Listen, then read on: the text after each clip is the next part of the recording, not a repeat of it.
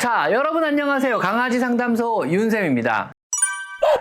자, 오늘은요, 여러분이 강아지를 입양하시게 된다면 입양 전에 확인해봐야 할 체크리스트에 대해서 알려드려 보도록 하겠습니다. 첫째로요, 입양 전 여러분이 마음의 준비를 해야 할 것은 무엇이 있을까요? 새로운 가족으로 강아지를 들여서 20년 정도를 함께할 마음의 준비가 되어 있으신가요? 단순히 이뻐서 혹은 키워보고 싶어서 즉흥적으로 결정한 건 아니신가요? 또 모든 가족과의 합의는 충분히 된 것인가요? 혹시라도 가족과 완전한 합의가 아직 안 되어 있다면요, 새로운 가족을 들이시는 것은 제거해 보셔야만 합니다. 당연하죠. 강아지의 입양은 모든 가족의 전폭적인 협조가 필요한 큰일이거든요. 그리고 또 강아지를 키우기 위해 충분한 공부는 이미 하셨나요? 아직 미처 못하셨다면요, 충분히 공부할 각오는 돼 있으신가요? 제 채널을 통해서요?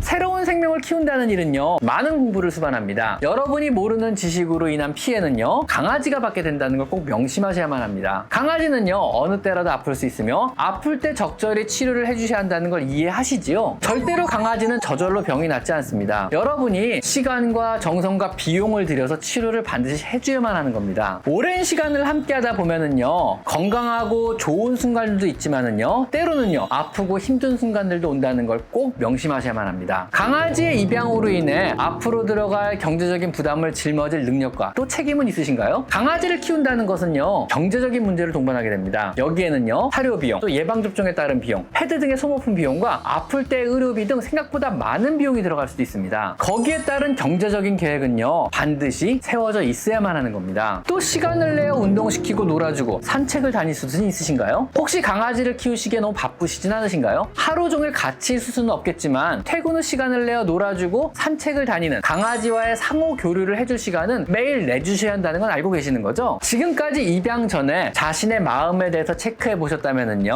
이제 둘째로 입양할 강아지에 대한 체크리스트를 만들어 봅시다. 강아지는요, 펫샵이나 아니면 전문 브리더 혹은 유기견 보호시설에서 입양이 가능합니다. 입양 전에 어떤 강아지가 나와 맞는 강아지인지 체크를 반드시 해보셔야만 합니다. 나의 환경과 맞는 강아지를 입양하셔야 편하거든요.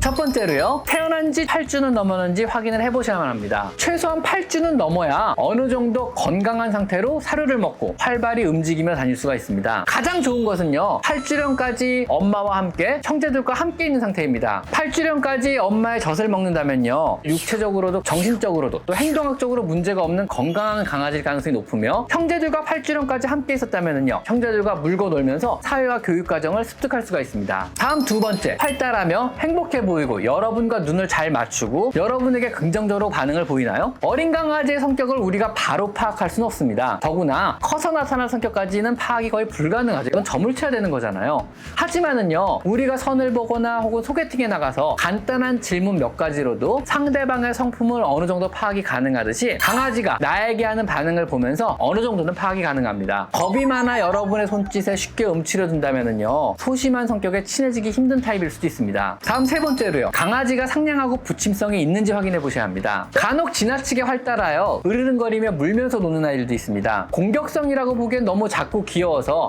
그냥 좀 애가 활달하구나 라고 생각할지 모르지만, 나중에 덩치가 더 커지면은요, 생각이 많이 바뀌실 것입니다. 아무리 작고 귀여워도 지나치게 반응하며 으르렁거리거나 물려고 하는 아이들은요, 피하시는 것이 좋습니다. 다음 네 번째로요, 연령대에 맞는 예방접종을 실시했는지 확인해 보시는 것이 좋습니다. 어미로부터 받은 모체 이행항체가 떨어지는 시점인 생후 45일령부터 50일령 사이에 1차 접종과 구충을 완료해야 합니다. 그로부터 매 2주 간격으로 2차 접종을 하는 것이 일반적인 예방접종의 바람직한 스케줄입니다. 다음 다섯 번째로요, 여러분이 어린 강아지를 잠시 보고 있다 보면은요, 주변에 이 강아지의 변이 있을 것입니다. 변의 상태를 한번 확인해 보시는 것이 좋습니다. 변이 무르지 않고 작고 단단한지 확인해 보시고요, 강아지의 꼬리를 들어 엉덩이 주변에 지저분하지 않고 깨끗한지 확인해 봅니다. 엉덩이 주변이 지저분하다면은요, 무른 변으로 인해 지저분했을 가능성이 높습니다.